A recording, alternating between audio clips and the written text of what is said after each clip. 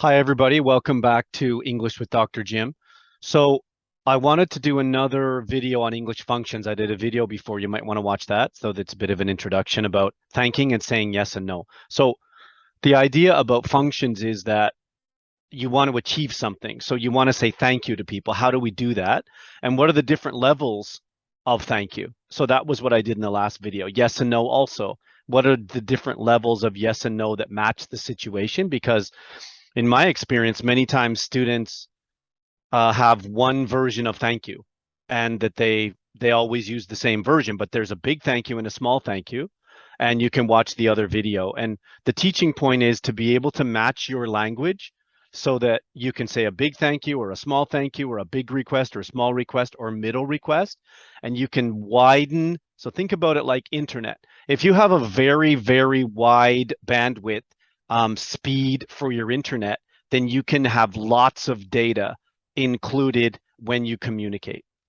And if you have a very narrow bandwidth, then it's very difficult to communicate your feelings and politeness or rudeness, or it's very difficult to communicate very clearly what's in your heart. So if you have a wide bandwidth, and think about it as this idea of a very, very wide choice of language. You can choose very formal or you can choose casual. And in my videos, formal is always at the top, casual is always at the bottom. It doesn't mean that casual is bad. It means it needs to match. And the only problem with casual is that in a formal situation, casual can get you in trouble.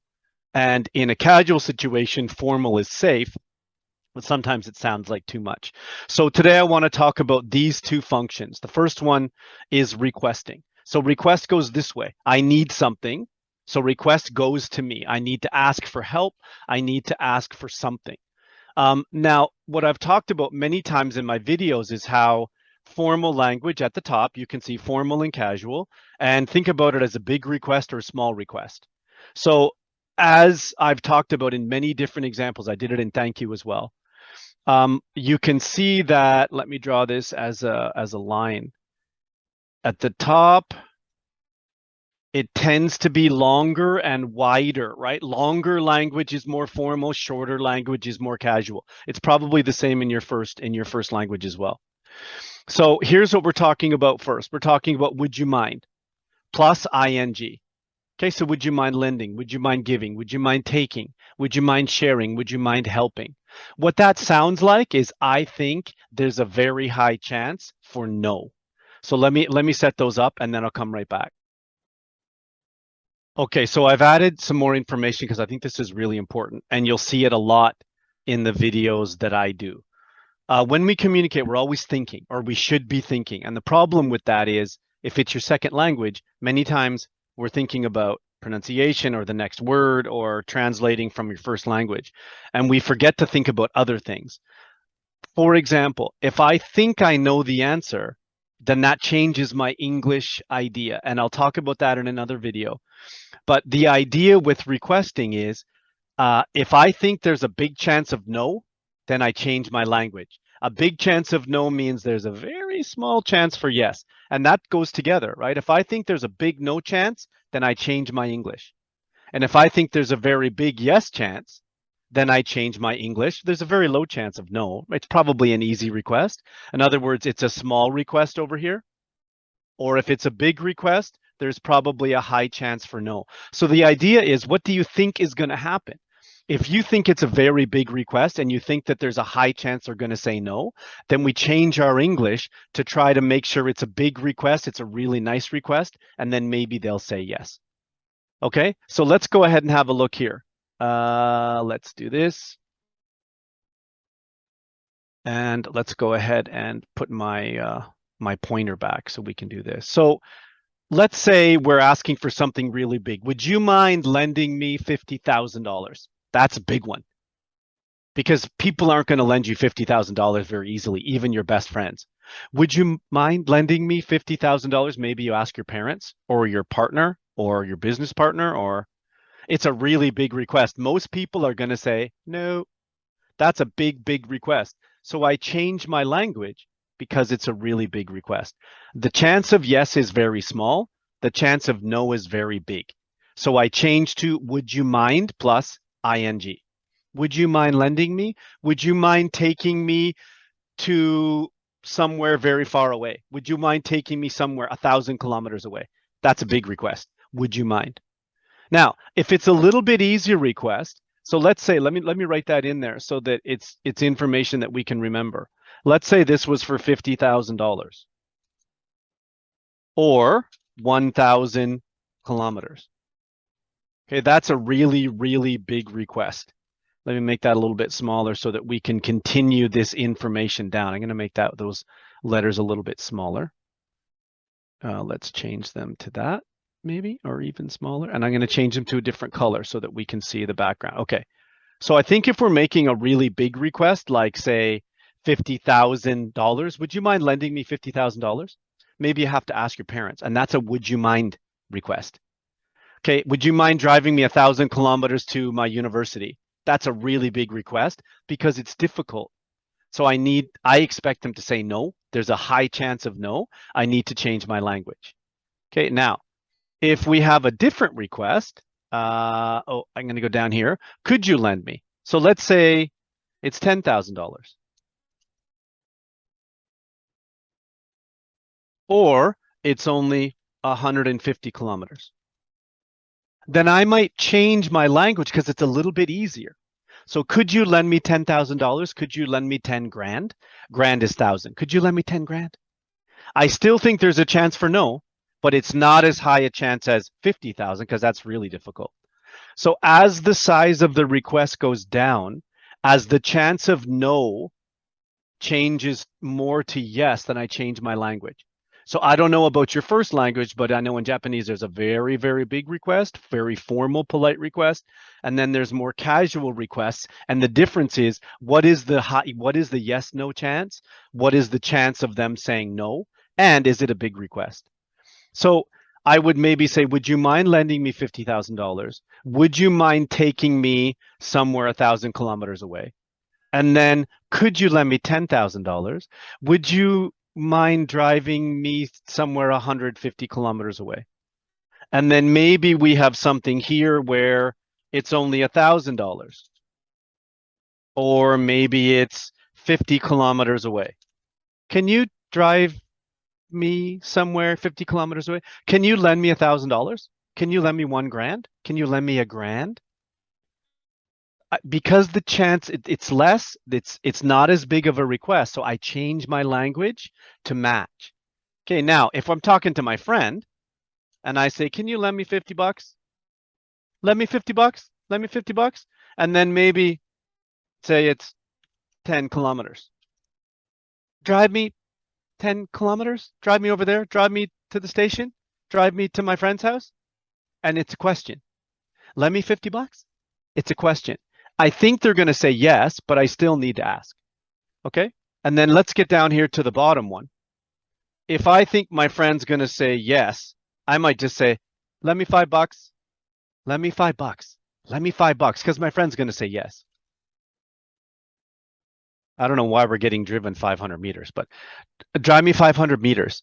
And it's not even really a request anymore. It's just asking my friend because I think they're going to say yes. And the most important part is that you can choose different levels of request to match what you need. If it's a really big request, what does that mean? It means the chance of no is high. Okay, let's go back to that part. You have to decide, and only you know, because you know what your friends are like, or you know what your family's like. 50 grand? That's a big request. Some people don't even ask for that. That's a big request. The chance of no is high.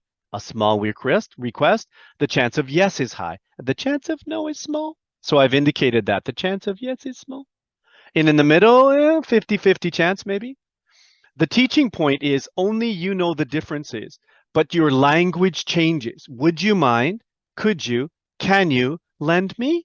And lend me. This is an example. There are more examples, but what's really important is that you're thinking, what are the chances? Is it a big or small request? And as a result, I need to change my language to match. Okay, so I want you to think about that. Now, I'm going to move on from requesting to offering. So the idea of requesting is I need something. Offering is I'm giving something. Okay, so let me get that ready. I'll be back in just a second.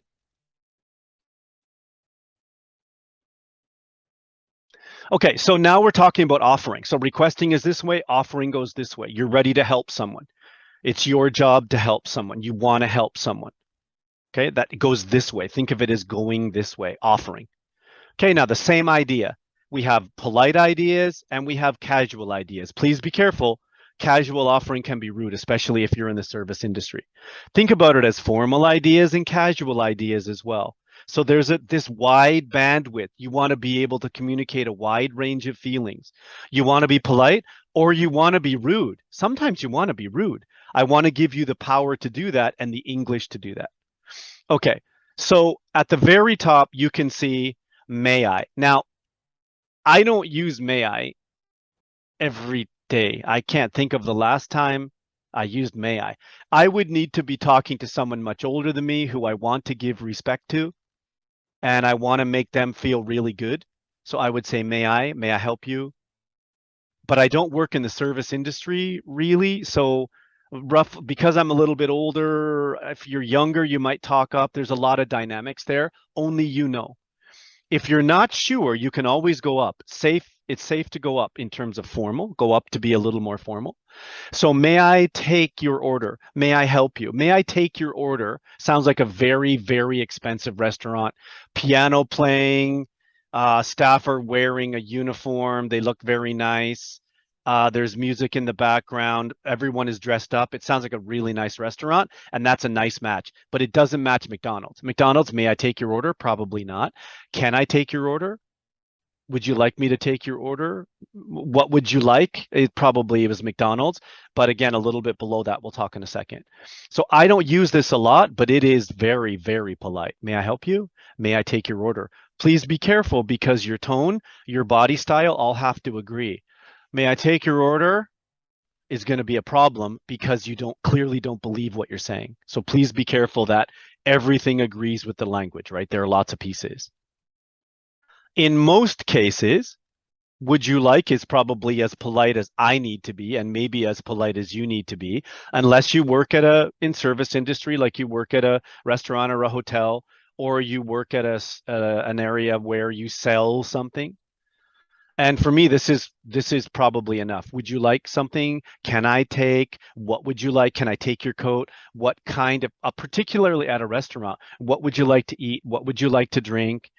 Uh, what kind would you like? What kind of beer would you like? What kind of soup would you like?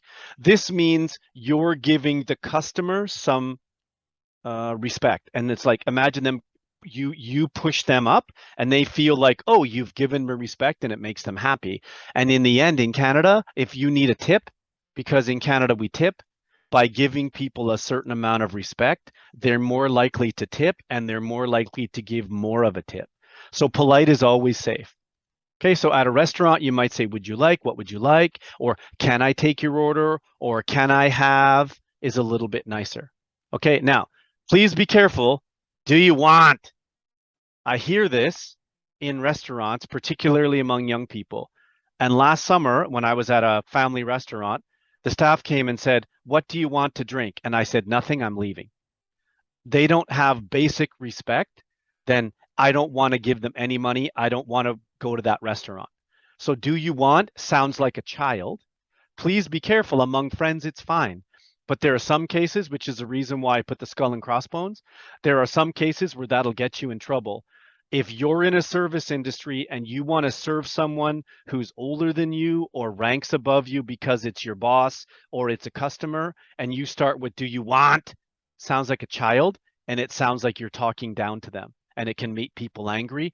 They'll either leave the restaurant or you'll get fired because you're not polite enough. What do you want? What do you want to drink? What do you want to eat? It in my ears, it sounds like they don't respect me, and that makes me angry. I'll just leave the restaurant. Or if I have to stay because they're a bunch of people, I'm not going to tip at all. And I'll write, you have no respect for customers. So please be careful, because I know that the direct translation, if you use Google or a translation software, then it might sound like that's reasonable. But please be careful with do you want? What do you want? because it sounds incredibly rude if you're in a service industry and you need to give respect.